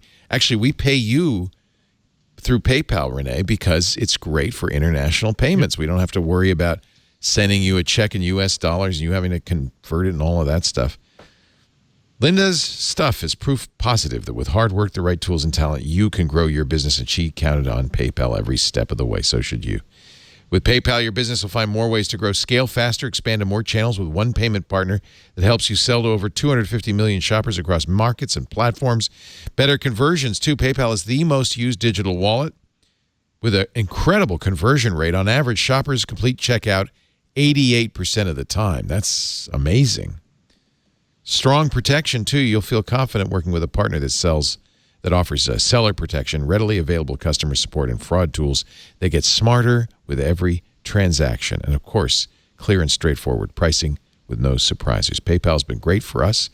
We use it to pay many of our partners, especially our international hosts like Rene. Explore how PayPal can help your business grow. Visit paypal.com/growth to sign up for free and set up a business account today. PayPal.com/growth. Let's give Alex Lindsay a chance to spend our money. Alex? Not spending very much today. Oh, Taking rats. it easy. I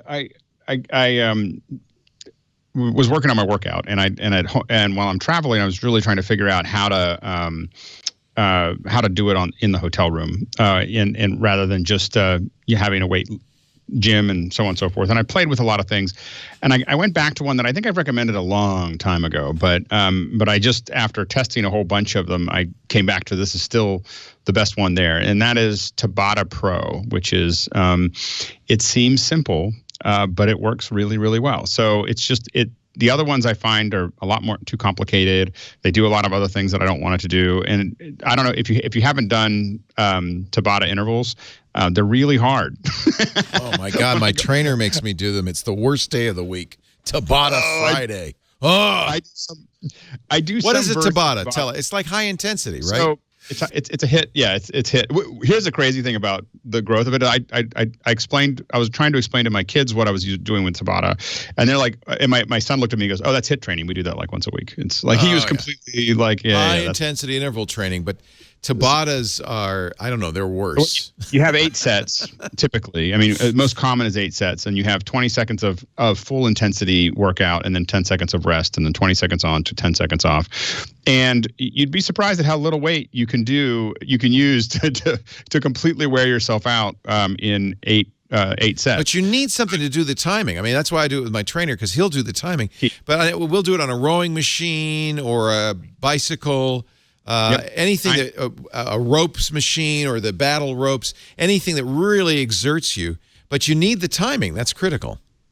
Yeah, and so and what's nice about this one is it doesn't interfere if you want to listen to your own mix. So I'll be listening to Spotify and playing this over top of it, and it kind of just ducks a little bit just as it's talking, and so you can have it all kind of running together on your iPhone with your AirPods, and everything just works. And you can set it up. Of course, you can make those sets longer or shorter, and it's really, really, it's just easy. I'm not a huge fan of I think that they haven't updated the the interface. UI is a little wonky, yeah. It's just a little dated. If it just flattened all of those things, we would think it would look modern. Right. So it looks modern. It looks fine there, and that you can put it on the screen if you want to. And so that everything looks it's a little dated, but it's still. I looked at the other ones. I was like, I haven't looked at new ones for a long time. So I downloaded all of them. You're all welcome, because it cost me like $20 to buy 5 of them or whatever. And I looked through them all, and I'm like, oh, this is too complicated. This isn't, this doesn't do what I want it to do. The interface, and it's just, it needs to stay simple, because otherwise, you're trying to do something that you're really tired. So you don't want to have to, it has to be something you can just kind of set down in front of you and work through it. And it still works better than any of the other ones that I've used, in my opinion. So. And it works on modern iOS as well. Because it looks like they haven't updated it in 6 years. It doesn't look like they've updated it. Maybe they will now after I've talked about it on the show. But I'm using the newest. I'm using an XS Max. Okay, good. And that's the key. And the newest operating system, and it's all working perfectly. In fact, it works better than. I will leave them nameless right now because I'm talking to their support people. But it works better than some other Fit programs that I've been testing as far as interfacing with. I have a pet peeve of turning off my music while I'm, while you're trying to tell me something. I don't need you to tell me anything. I just need you to just be quiet and tell me, just go over top of the music. Right. It's fine. Yeah. Okay, Alex. Time to rest. That's it. Yeah, I think we should make it Tabata Tuesdays here on MacBreak Weekly, and Nice. Let's do it. all of you do. You guys are in good shape. All I can say is I was like, I haven't done Tabatas in a long time, and I did 8 sets of deep squats as fast as I can, and I couldn't really walk for like 4 days. Yeah, that's another thing. I thought I was in trouble. Monday is leg day for me. I'm waddling around the studio. I do not like leg day. Leg day is no good. No, it was all week. I did it on Thursday. So yeah, it takes for until the following Tuesday. I was like, oh my god. Andy Ihnatko, pick of the week. I'm just now hungry for tapas. I've Not never heard of tapas. Tabata. Not tapas Tuesday. Taking this the wrong direction. Tabata Tuesday. I don't care. You do your fitness thing. I'm going out for tapas. Another food-related thing, we were talking about the $3,000 bottle of cognac. I just wanted to point out that if you go to Amazon, if you go to eBay, you can buy the empty bottle, the signature empty bottle, and the presentation case for like $100, $200. Fill it with whatever you want. And, and if people leap to the conclusion that the plastic bottle liquor store bourbon that you bought and filled it was actually the Louis XIII cognac, that's on them, because you never said this was the Louis XIII $3,000 cognac. Wow. So I'm just saying that's at all, because I think you're not the one that is going to be coming out on December 23rd expecting bona fide Louis the 13th. That's all I'm saying. going to Willie B's tonight. And if they have it, I'm picking it up. It will be here. I will find a way. I've never had it. I've always wanted to try it. I hope it better be good. I have had a sip. It was quite good. Okay. Do we need cigars too, Alex? Oh, yeah, probably. John is not going to let us have cigars in the studio. Come on, we got the molecule. You got a wireless camera. We'll put you outside. Well, we'll sit out there. We'll sit out there and just do the show out there. Do the show outside so we can have cigars and cognac. Oh, there you go. I like that. I like that. And my actual software pick is this really cool reading app called Bookly. Imagine a fitness app but for reading, where that's my kind of fitness. It's like you tell it the books that you're reading, or the books that you have but haven't gotten to yet. You can scan the barcode, or you can just get the information online, and you can it will give you goals for how much time you want to spend reading per day. It will give you like performance stats. It will say, hey, if you keep on track, you'll finish this book in the next 4 days. and it's like it really made me think that there should be like a ring on the Apple Watch. I really, really, really have been trying to Finnegan's Wake. I would like to get finished with Finnegan's Wake and see like the next. You made your reading goal. You made your goal of actually using your brain to read a book, because I am a kind of a book hoarder. I buy books when they are cheap and put them like sort of in the bank for when I have time or when the mood hits me. And as a result, I sometimes forget that I have all these great books kind of piled up. And so the Bookly will like help me remind me that here are these 8 books you kind of started but you haven't made much progress with, and it'll even it's just really, really well done. It'll even when you finish a book, it'll give you it'll generate this cool like sort of like infographic that you can then like put on Twitter or Facebook or Instagram. So you not only does it give you like this sort of like shield awards you get on the watch, but also it lets you sort of needle your friends, just like you're on your Apple Watch. You can needle your friends into saying that, hey, look, I'm exercising way more than you are. And there are other apps like you might think about Goodreads. You might think about other apps that are for like sort of like hobbyist readers. The nice thing about this is that this isn't connected to another platform. The privacy policy looks pretty sound, if not 100% clear. There is a lack of 100% clear statement that says we have apps. We collect your data for just the purposes for which you're using this app, and then we actually print it out on paper and then eat that paper to make sure that no one gets their hands on that information. But the free level has enough good features. I think that it's $30 a year if you want to use unlimited books and unlock features that are kind of nice but are outside of its main bailiwick of here are the books that you've got on your nightstand. Let us help encourage you to make your way through all of those books. So cool stuff. Nice. I need that. My book stand, I can't even see it anymore. It's piled high. And And it's got to be more comfortable than that leg day squat tabula, whatever thing that you're doing. Oh, it's Tabbouleh Tuesday. Now I can get behind that. Ooh, tabula after tapas. I like the way this is working out. Rene, Ritchie, your pick of the week. So we mentioned it earlier, Leo, and I just had to do it, and it is the Pokeball Plus. Oh, I have a little bit of a problem. I got it for Lisa for Christmas, and then she just told me the other day she's quit Pokemon Go. I guess that means it's mine. Yes, or you can use it to tempt her back. You can just dangle it. She like Henry. quit. Yeah, exactly. She quit Pokemon Go so she could afford like a watch fob. the gift of but the you sold Magi. your watch, you could afford to buy her a Pokeball. Oh, It's so anyway. So there was a Pokemon Go Plus for a long time, which was a little device you wore it on your wrist. Yeah, and you would press it to spin Pokestops or to throw Pokeballs to catch Pokemon.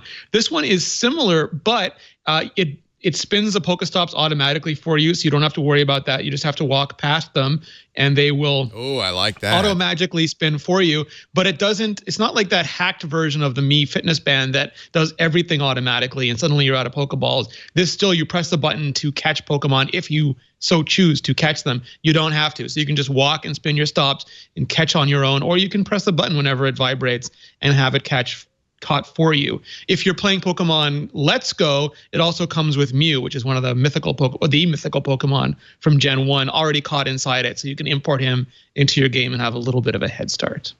Oh. Do you get a Mew after you evolve it? Can you put it in Pokemon Go? You can't. So you can transfer from Pokemon Go to Pokemon Let's Go on Nintendo. You cannot transfer back the other way. Oh.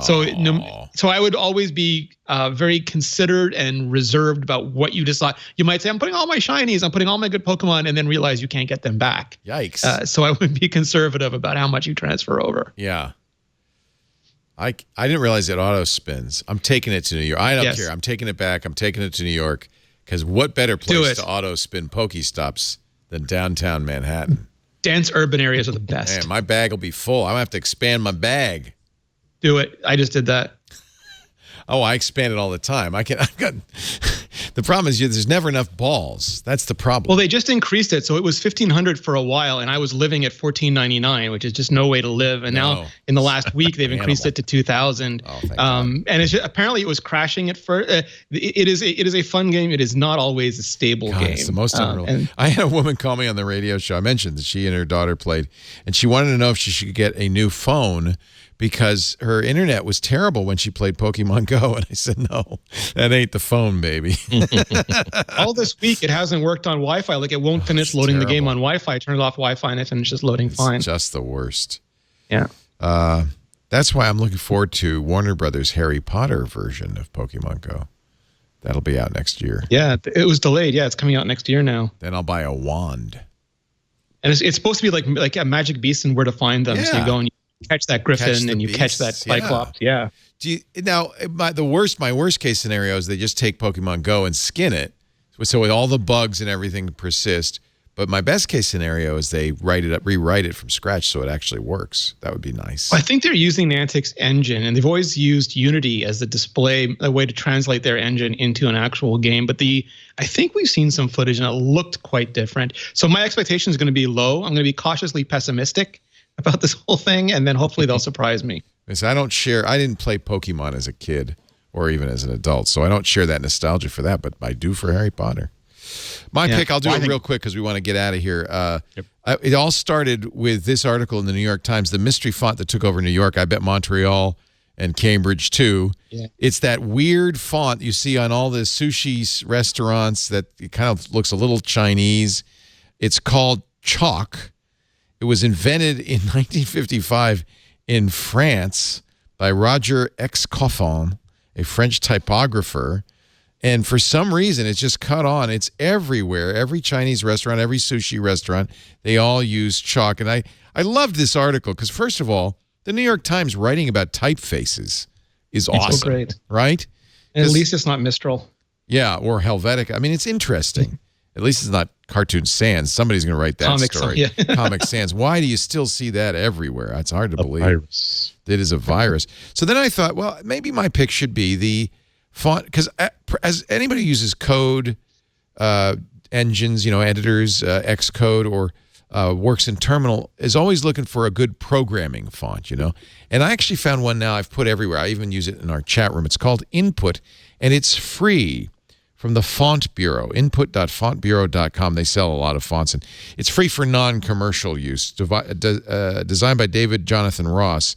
It has a monospaced font, a proportional font. It has a huge range of widths and styles and faces. I mean, it can go on and on and on. This thing just is endless, and I just love it. There's a serif and sans serif version.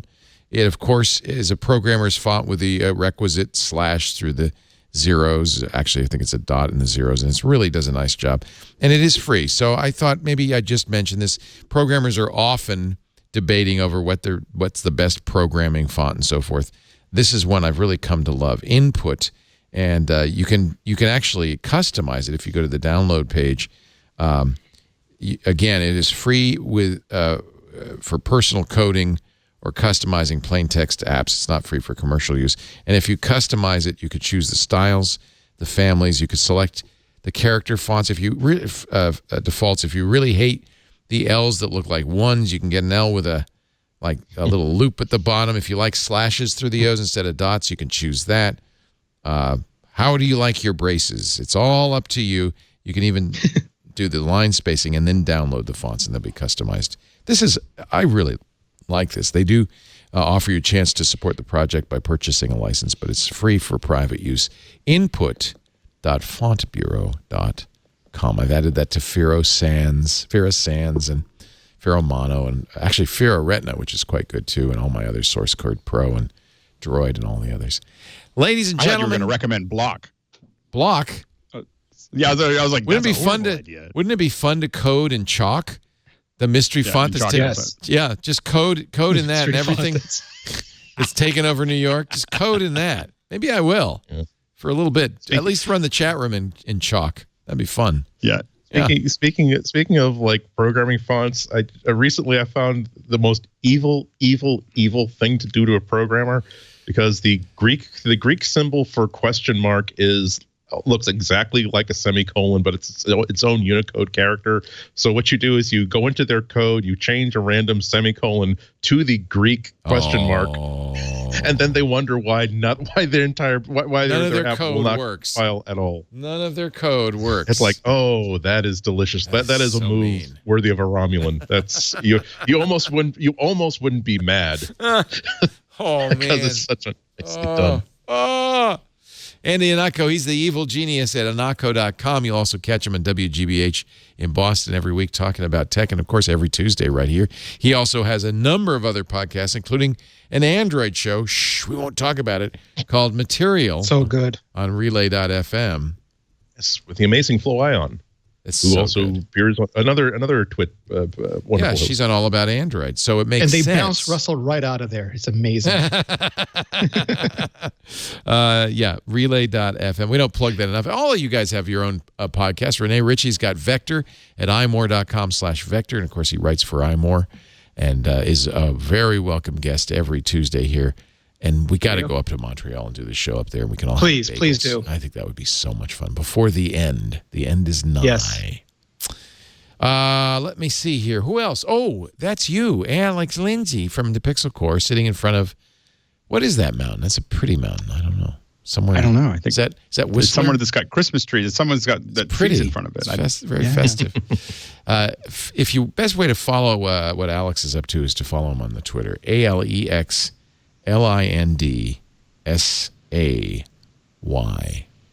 Ladies and gentlemen, we do MacBreak Weekly Tuesdays, 11 a.m. Pacific, 2 p.m. Eastern Time, 1900 UTC. If you want to watch it live, you can. Twit.tv/live. We have live audio and video. You can watch either. And if you're doing that, make sure you go into our chat room at irc.twit.tv. I found, by the way, and I made this my pick of the week on iOS today, I found the best IRC client for iOS is Mutter. It's free, open source, really good. So I'll be doing more chatting on my iPad Pro. Oh, look, Rene, I wonder how do you hatch an egg by sitting in a chair for 2 hours? No one knows. They links into the health app on iOS and Android now, so that it'll even when the app is off, it'll count all the steps and stuff you do during the day and give you credit for it. I know, I love that. That's the adventure mode. Oh, look at the little skitty, brand new little skitty just for me. Oh, that's a Meowth. Never mind, a Meowth. If you can't watch live, on-demand audio and video, always available for all of our shows at our website, twit.tv. In this case, twit.tv/MBW. You'll also be able to subscribe in Pocket Cast or whatever your favorite podcast app is. Just search for MacBreak Weekly, and you're sure to find it. Thank you, everybody, for being here. We hope you'll come back next week, but I'm sorry to say, for the time being, you must go back to work because break time is over. See you next time.